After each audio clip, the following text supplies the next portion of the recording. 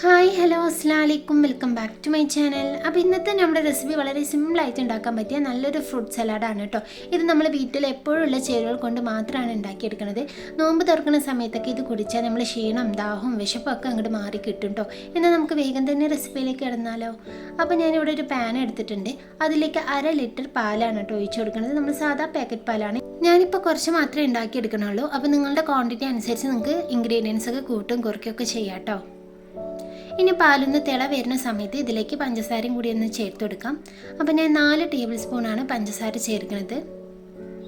അത്യാവശ്യം മധുരം ഉണ്ട് കേട്ടോ. അപ്പോൾ നിങ്ങൾ മധുരമൊക്കെ കുറയ്ക്കുകയാണെങ്കിൽ നിങ്ങളുടെ പാകത്തിനനുസരിച്ച് ഇട്ടാൽ മതി. ഇനി ഇത് മിക്സാക്കി എടുക്കാം. ഇനി ഇതിലേക്ക് ഞാൻ 2 ടീസ്പൂൺ ഇവിടെ കോൺഫ്ലവർ ആണ് കേട്ടോ എടുത്തിരിക്കുന്നത്. ഇതിലേക്ക് കുറച്ച് വെള്ളം ഒഴിച്ചിട്ടൊന്ന് മിക്സാക്കി എടുക്കുന്നുണ്ട്. അപ്പോൾ നമ്മൾ നേരിട്ട് പൊടി പാലിലേക്ക് ചേർക്കുമ്പോൾ കട്ട ഉത്താൻ ചാൻസ് ഉണ്ട് കേട്ടോ. അതിനാണ് ഇതേപോലെ ഒന്ന് മിക്സ് ആക്കിയിട്ട് ഒഴിച്ചു കൊടുക്കുന്നത്. ഇപ്പം നല്ല കട്ടയൊന്നും ഇല്ലാതെ നല്ലോണം മിക്സ് ആക്കി എടുത്തിട്ടുണ്ട്. ഇനി നമുക്കിത് പാലിലേക്കൊന്ന് ഒഴിച്ചു കൊടുക്കാം.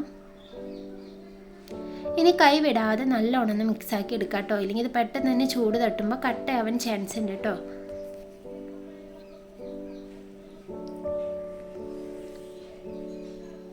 ഇത് മിക്സായി ഇങ്ങനെ വരുന്ന സമയത്ത് ഇത് നല്ലോണം ഒന്ന് കുറുകി വരും.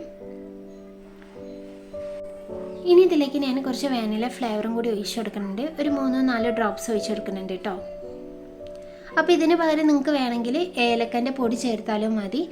ഇതിപ്പോൾ എല്ലാ ഷോപ്പിലും മേടിക്കാൻ കിട്ടും കേട്ടോ. നമ്മളെ അടുത്തുള്ള എല്ലാ ഷോപ്പിലും മേടിക്കാൻ കിട്ടും. അതില്ലെങ്കിൽ മാത്രം നിങ്ങൾ ഏലക്കൻ്റെ പൊടി ചേർക്കാം കേട്ടോ ഇതിന് പകരം.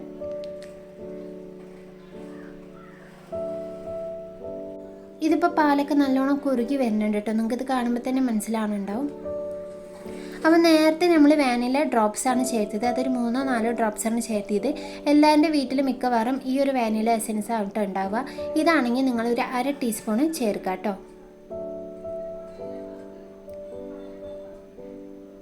ഇപ്പോൾ ഇത് കുറുകി വന്നിട്ടുണ്ട്. ഇനി ഫ്ലെയിം ഓഫാക്കി കൊടുക്കാം.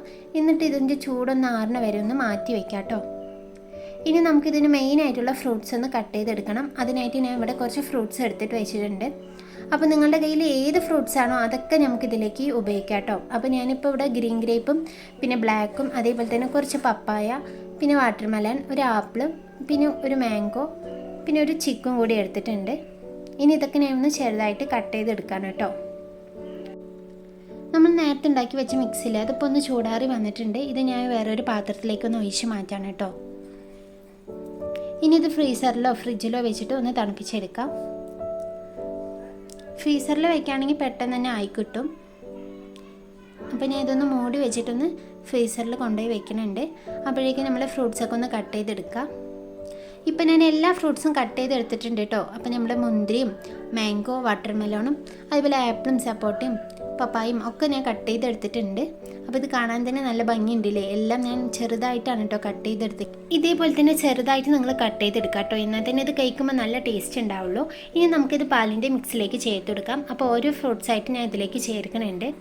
അപ്പോൾ നമ്മളെ കുട്ടികളൊക്കെ ഫ്രൂട്ട്സ് കഴിക്കാത്ത കുട്ടികളൊക്കെ ഉണ്ടാവും. അവർക്കൊക്കെ ഇതേപോലെ ഉണ്ടാക്കി കൊടുക്കുകയാണെങ്കിൽ എന്താണ് അവർ ഇഷ്ടത്തോടെ തന്നെ കഴിക്കട്ടോ.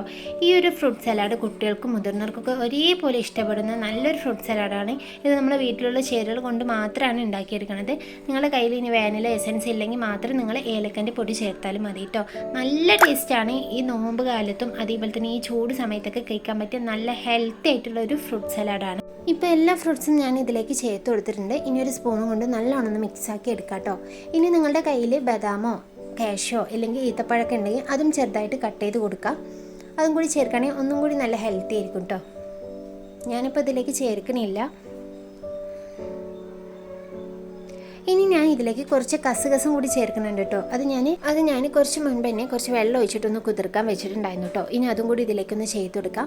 ഇതും കൂടി ചേർക്കുമ്പോൾ നല്ല രസമാണ് കേട്ടോ ഇത് കാണാനും. അതേപോലെ തന്നെ ഇത് എത്രത്തോളം നമ്മൾ വയറ്റിലെത്തണോ അത്രയും നമുക്ക് നല്ല ഹെൽത്തിയാണ് കേട്ടോ. ഈ കസുകസൊക്കെ നല്ല ഹെൽത്തിയുള്ള ഗുണങ്ങളുള്ള സാധനമാണ്. ഇത് നല്ലോണം ഒന്ന് മിക്സാക്കി എടുക്കുക. അപ്പോൾ ഇത്രയേ ഉള്ളൂ കേട്ടോ. നമ്മൾ സിമ്പിളായിട്ട് ഉണ്ടാക്കാൻ പറ്റിയ നല്ലൊരു ഫ്രൂട്ട് സലാഡാണ്. അതിപ്പോൾ റെഡി ആയി വന്നിട്ടുണ്ട്. ഇനി ഇതൊന്ന് ഫ്രിഡ്ജിൽ വെച്ചിട്ടൊന്ന് തണുപ്പിച്ചിട്ട് കഴിക്കുകയാണെങ്കിൽ ഒന്നും കൂടി നമ്മൾ ദാഹ ക്ഷീണമൊക്കെ അങ്ങോട്ട് മാറി കിട്ടും കേട്ടോ. അപ്പോൾ ഈ റെസിപ്പി നിങ്ങൾക്ക് എല്ലാവർക്കും ഇഷ്ടമായെന്ന് വിചാരിക്കുന്നു. ഇഷ്ടമാണെങ്കിൽ മസ്റ്റായിട്ട് നിങ്ങൾ നോമ്പ് തുറക്കൊക്കെ ഉണ്ടാക്കുക. അതേപോലെ തന്നെ നിങ്ങളുടെ കുട്ടികൾക്കും കൊടുക്കുക കേട്ടോ. അതേപോലെ നിങ്ങൾക്ക് ഈ വീഡിയോ ഇഷ്ടമാണെങ്കിൽ ഒന്ന് ലൈക്ക് ചെയ്യാനും ഷെയർ ചെയ്യാനും സബ്സ്ക്രൈബ് ചെയ്യാനും മറക്കല്ലേ. ഇതേപോലത്തെ നല്ല റെസിപ്പി ആയിട്ട് വീണ്ടും വരാം.